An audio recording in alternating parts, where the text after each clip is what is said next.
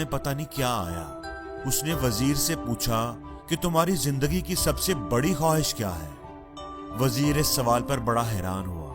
बादशाह सलामत, मेरी तो बस यही ख्वाहिश है कि आपकी खिदमत में ही मेरी जिंदगी गुजर जाए।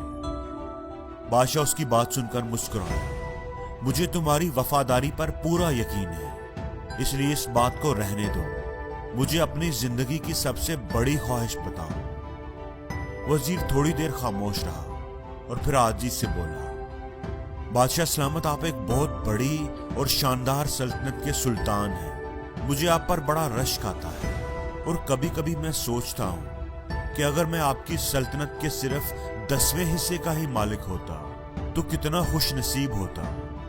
बादशाह ये बात सुनकर बेख्तियार हंस पड़ा। तुम 10वें हिस्से की बात कर रहे हो? अगर मैं अपनी आधी सल्तनत ही तुम्हें दे दूं तो कैसा रहेगा? वजीर ये बात सुनकर घबरा गया। बादशाह सलामत, आप तो हमारे सुल्तान हैं, आपके लिए तो हमारी जान भी कुर्बान। ये आप कैसी बात कर रहे हैं? बादशाह ने कहा कि मैं बिल्कुल संजीदा हूं। अगर तुम आधी सल्तनत के मालिक बनना चाहते हो तो तुम्हें एक आजमाइश से गुजरना पड़ेगा। बादशाह ने कातब को बुलाया और 2 फरमान जारी कर दिए। पहला फरमान ये था कि मेरी आधी सल्तनत इस वजीर के नाम कर दी जाए, और दूसरा फरमान ये था कि इस वजीर का सर कलम कर दिया जाए। वजीर ये सब देखकर परेशान हो गया। बादशाह सलामत, मुझ पर रहम करें। मैंने तो सारी जिंदगी आपकी खिदमत की है। मैंने तो आपके कहने पर ही अपनी ख्वाहिश बयान की थी। आप मुझे ये सजा ना दें। बादशाह ने कहा कि मैं तुम्हें 30 दिनों की मोहलत दे रहा हूं। इन 30 दिनों में तुमने 3 सवालों के जवाब तलाश करने हैं। अगर तुम कामयाब हो गए तो दूसरा फरमान यानी मौत का फरमान कैंसिल हो जाएगा और तुम्हें आधी सल्तनत मिल जाएगी। और अगर तुम नाकाम हो गए तो दूसरे फरमान के मुताबिक 30 दिन के बाद तुम्हारा सर कलम कर दिया जाएगा। अब गौर से मेरी बात सुनो। पहला सवाल यह है कि इंसान की जिंदगी की सबसे बड़ी सच्चाई क्या है। दूसरा सवाल है कि इंसान की जिंदगी का सबसे बड़ा धोखा क्या है। और तीसरा सवाल, इंसान की जिंदगी की सबसे बड़ी कमजोरी क्या है। बादशाह ने तीनों सवालों से थमाए और कहा कि जाओ, इन सवालों के जवाब तलाश करके 30 दिन के अंदर अंदर मेरे पास वापस आओ। तुम्हारा वक्त शुरू हो गया है। अब वजीर बेचारा परेशान, मरता क्या ना करता, उन सवालों के जवाब तलाश करने की लगन में लग गया। अब वो था तो वजीर। उसने दारुल हुकूमत के दानिशमंदों, मुफक्करों और ज़हीन लोगों को बुलाया, इकट्ठा किया और वो सवाल उनके सामने रख दिए। सबने अपनी अपनी अकल, समझ और तजर्बे के हिसाब से उन सवालों के जवाब देने की कोशिश की, लेकिन किसी का जवाब वजीर के दिल को ना भाया। हर रोज वो नए लोगों को बुलाता, सवाल उनके सामने रखता, लेकिन कई रोज गुजरने के बाद भी वो एक सवाल का जवाब भी फाइनल नहीं कर सका था। जूजू वक्त गुजरता जा रहा था, उसकी परेशानी बढ़ती जा रही थी। मौत की तलवार उसे अपनी गर्दन पर लटकती हुई महसूस हो रही थी। जब दानिशमंदों से बात ना बनी तो वो अपना घर बार छोड़कर किसी फकीर, किसी अल्लाह वाले की तलाश में निकल पड़ा कि शायद उन्हीं के पास से उसे अपनी मुश्किल का हल मिल जाए। कई दिनों तक वो जंगलों और पहाड़ों की खाक छानता रहा, वादियों में घूमता रहा। जहां कहीं भी उसे किसी बुजुर्ग, किसी नेक आदमी का पता चलता, वो उसके पास पहुंच जाता, लेकिन कोई भी उसकी मदद ना कर सका। दिन रात सफर कर करके उसकी हालत खराब हो चुकी थी। उसे अपनी वजारत भूल चुकी थी। उसके जूते फट गए थे, उसके पांव में छाले पड़ गए थे, दाढ़ी बढ़ गई थी, बाल बेतरतीब हो गए थे। अब वो कहीं से भी वजीर नहीं लगता था। 1 महीना कितनी जल्दी गुजर गया उसे पता भी नहीं चला। महीने के आखिरी रोज उसने वापसी की राह ली। उसे यकीन हो गया था कि आज उसकी जिंदगी का आखिरी दिन है। महल के पास पहुंचते पहुंचते उसकी हिम्मत जवाब दे गई थी। वो थोड़ा आराम करने के लिए एक दरख्त की छांव में जैसे लेट सा गया। आखिर आप सही जगह पर पहुंच गए हैं, उसे एक आवाज आई। آپ کے تینوں سوالوں کے جواب صرف میرے ہی پاس ہے۔ یہ آواز سن کر وہ بے اختیار اچھل پڑا۔ اس کے جسم میں تو جیسے جان آ گئی تھی۔ اس نے پلٹ کے دیکھا، وہ ایک فقیر تھا جو درخت کی چھاؤں میں بیٹھا ہوا تھا۔ اس کے ہاتھ میں سوکھی روٹی تھی جسے وہ پانی میں ڈبو ڈبو کر کھا رہا تھا۔ اس کے پاس ہی ایک کتا تھا جو برتن میں دودھ پی رہا تھا۔ تمہیں کیسے پتا چلا کہ میں سوالوں کے جواب ڈھونڈ رہا ہوں؟ کون ہو تم؟ وزیر نے پوچھا۔ وہ فقیر مسکرایا۔ اس نے اپنی بوسیدہ سی چادر اٹھائی جس پر وہ بیٹھا ہوا تھا۔ اس چادر کے نیچے ایک انتہائی بیش قیمتی لباس تھا جو صرف بادشاہ کے انتہائی مقرب لوگوں کو ہی ملتا تھا۔ جناب، ایک وقت تھا کہ میں بھی آپ کی طرح بادشاہ کا انتہائی قریبی وزیر تھا، اور مجھ سے بھی وہی غلطی ہو گئی تھی جو غلطی آپ نے کی ہے۔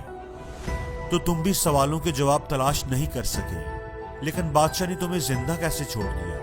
وزیر نے پوچھا۔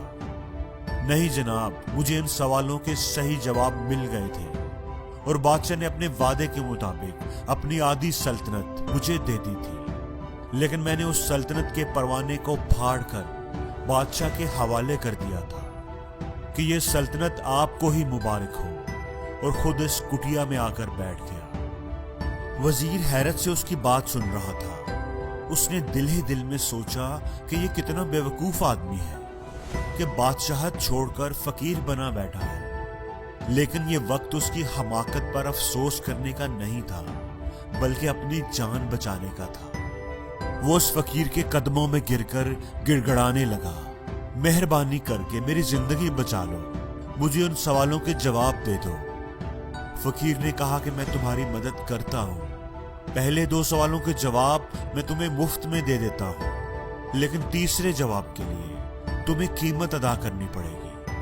میں اپنی جان بچانے کے لیے ہر قیمت ادا کرنے کو تیار ہوں۔ وزیر فوراً بولا۔ فقیر نے کہا کہ پہلے سوال کا جواب سنو۔ زندگی کی سب سے بڑی سچائی موت ہے۔ ہر کسی کو اس کا سامنا کرنا ہی پڑتا ہے، کوئی چاہے کتنا بھی طاقتور، امیر یا اثر و رسوخ والا کیوں نہ ہو، وہ اس سچائی سے نہیں بچ سکتا۔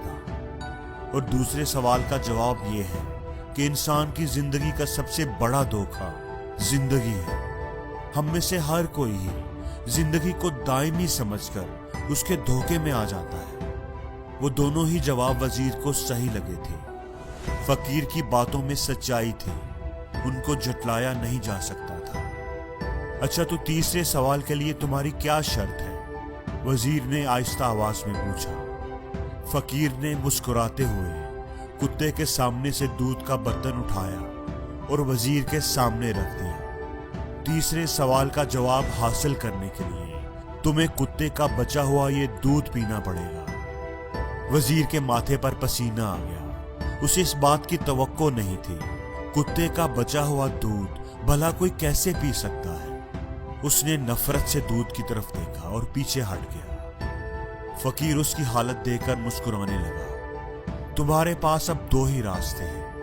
وہ سامنے محل کا دروازہ تمہاری موت کا دروازہ ہے۔ جاؤ اور شاہی جلاد تمہارا سر تن سے جدا کر دے گا، لیکن اگر تم ابھی جینا چاہتے ہو اور آدھی سلطنت کے مالک بھی بننا چاہتے ہو تو پھر تمہیں یہ دودھ پینا ہی پڑے گا۔ فیصلہ اب تمہارے ہاتھ میں ہے۔ وزیر سوچ میں پڑ گیا۔ ایک طرف اس کی جان اور آدھی سلطنت تھی، اور دوسری طرف عزت نفس کی قربانی تھی۔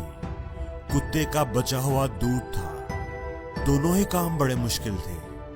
کتنی ہی دیر وہ سوچتا رہا، آخر جان اور مال جیت گیا اور عزت نفس ہار گئی۔ اس نے وہ دودھ کا پیالہ اٹھایا اور آنکھیں بند کر کے منہ سے لگا لیا۔ ایک ہی سانس میں وہ سارا دودھ پی گیا۔ اب مجھے میرے سوال کا جواب بتاؤ۔ فقیر نے اس کی حالت دیکھ کر ایک قہقہ لگایا اور بولا، تمہارے اس عمل میں ہی تمہارے سوال کا جواب ہے۔ انسان کی سب سے بڑی کمزوری اس کی غرض ہے۔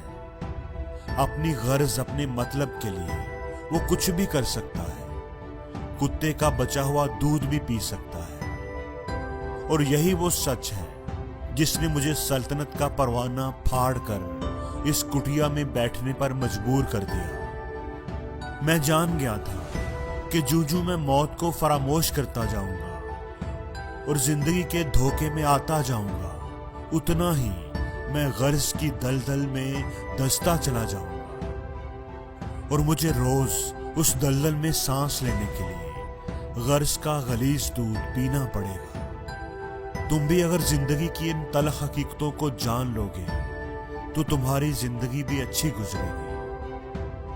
वजीर शर्मिंदगी की हालत में फकीर की कुटिया से बाहर निकल आया और बादशाह के महल की तरफ चल पड़ा। फकीर की बातें उसके जहन में घूम रही थी। अपनी इज्जत नफ्स की कुर्बानी देकर उसे अपने घटियापन का एहसास हो रहा था। उसे लगता था कि उसने कोई बहुत बड़ा जुर्म किया है। उसे अपनी जात से नफरत महसूस हो रही थी।